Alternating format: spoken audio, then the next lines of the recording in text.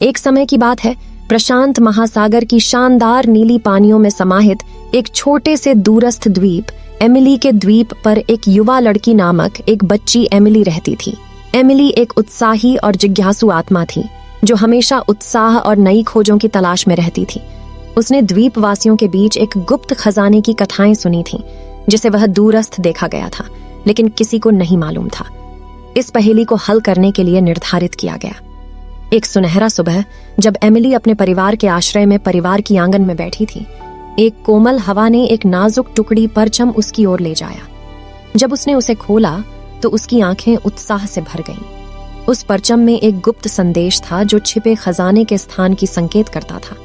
संदेश में लिखा था, प्राचीन बरगद के पेड़ों के बीच, जहां चांदनी किनारों पर चुंबन देती है समुद्रों को, प्रकृति के वेश में छिपी हुई एक पथ खजाने की ओर आपको ले जाएगा। एक निर्धारित दृढ़ता के साथ एमिली द्वीप के मन के बीच में अपनी यात्रा पर निकल पड़ी। वह संकेत का पालन करते हुए घने जंगलों से होकर तेज नदियों को पार करती रही। वह विकट पहाड़ियों को चढ़ती और छिपी हुई गुफाओं से गुजरती रही, अपने क्वेस्ट में विश्वास नहीं खोते। रास्ते में उसने एक दिवसीय पक्षियों को देखा, जिनकी जीवंत रंगीन परचम थी। खेलने वाले बंदर जंगल की डाल से कूदते थे और रंगीन फूल आकर्षक गंध फैलाते थे।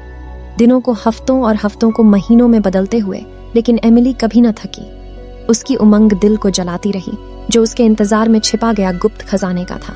अंततः एक चांदनी रात, जब सितारे हीरे की तरह चमक रहे थे, एमिली एक खुला स्थान में थकी हुई दिखी। उसके सामने एक चमकदार प्रकाशित जगह थी। उसके ऊपर एक शानदार बरगद का पेड़ खड़ा था, जिसकी फैलती डालें लंबी छाया डाल रही थीं। एमिली सतर्कता से आगे बढ़ी।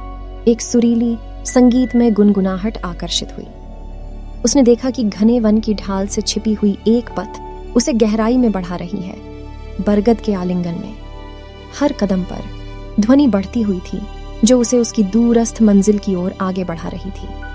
यात्रा एमिली को एक रहस्यमय गुफा तक पहुंचाई, जो एक छिपी हुई स्वर्णिम प्रकाश से प्रज्वलित हो रही थी। वहां पर चमकदार मणियों और प्राचीन सामग्री के बीच में एमिली के द्वीप के गुप्त खजाने का पता चला।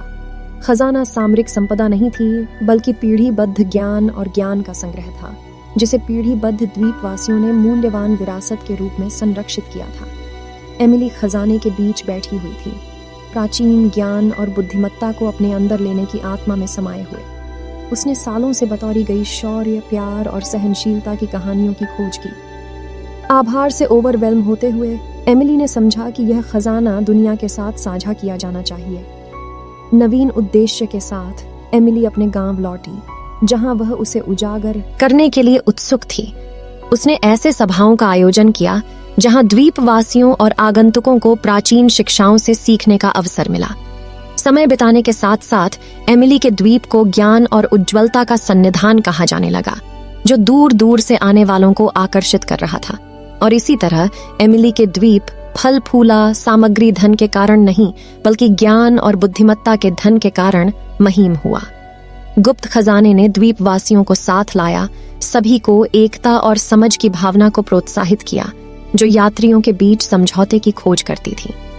एमिली की जिज्ञासाशील आत्मा ने उसे न केवल खजाने तक ले जाया, बल्कि उसे उस खजाने से भी अधिक महत्वपूर्ण खजाने का पता लगाया, मानव संबंध और साझा ज्ञान का,